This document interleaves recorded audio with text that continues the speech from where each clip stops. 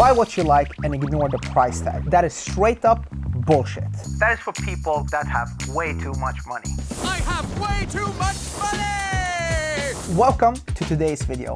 I am Karar, and today we're gonna take a closer look of winners and losers in the recent value bubble that just burst. Later in this video, my top 3 watches that have the best chance to surviving tough times in this market. But first, let's get into it. In the last 2 years, the market have been extremely volatile. We saw prices skyrocketing, like the Rolex Daytona Panda increasing $2,000 a week. That is just absolutely insane. But now, after the crash, I'm actually very happy for a couple of reasons. First, maybe the fucking arrogance of authorized dealers will finally come to an end.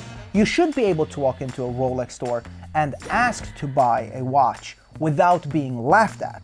I understand the exclusivity aspect, but it shouldn't be this hard to buy a watch. Also, as a collector, enthusiast, and somebody that works in the industry, I'm really happy to see that the prices are now stabilizing and a lot more people can actually acquire their dream piece. There are some good entry points here, and if you've been on the fence, let's take a closer look of some of the watches that has dropped the most in value.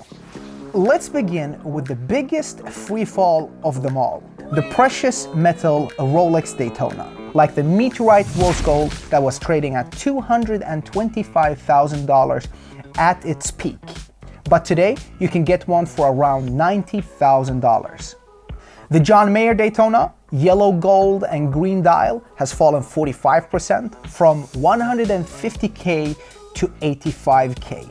The platinum Daytonas are down 40% from $190 to $110K. That also applies to the steel Daytona. This piece was trading at its peak at $50,000. Today, you can get one for around $30K.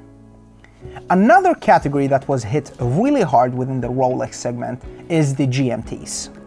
The Meteorite Pepsi and the Full Rose Root Beer has dropped 33% from their peak, and the Two-Tone Root Beer has dropped 30%.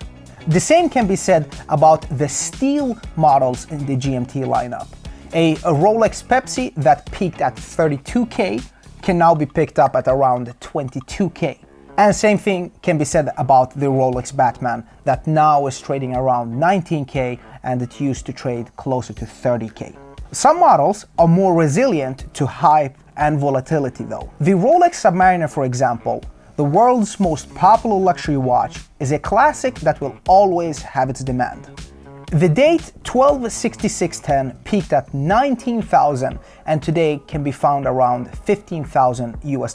So not that much of a drop in comparison to other Rolex models. So when we look at these stats, it's very clear that the Daytona is the watch that have had the most hype around it. And that's why we saw the price soaring, and that's why we see the Rolex Daytonas now taking the biggest hit. It is history now!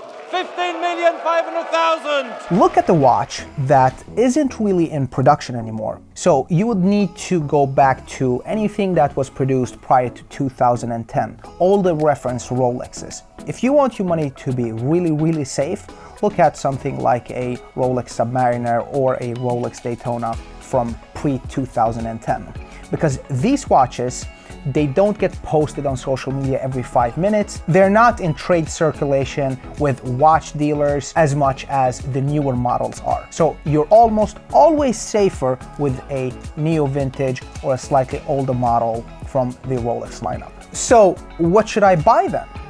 Here is my top 3 list of watches that made it out of this crash with just a slap on the wrist. First up on my list is the Rolex Daytona with the Zenith movement, the reference number 16520. It only dropped from $39,000 down to $33,000 US, and that is just a 15% drop, and we saw what other Daytonas dropped. Second up on my list is the Rolex Submariner date 16610. It went from 15,000 US dollars at its peak down to 13,000 US dollars. So it barely felt the crash with only 15% decrease.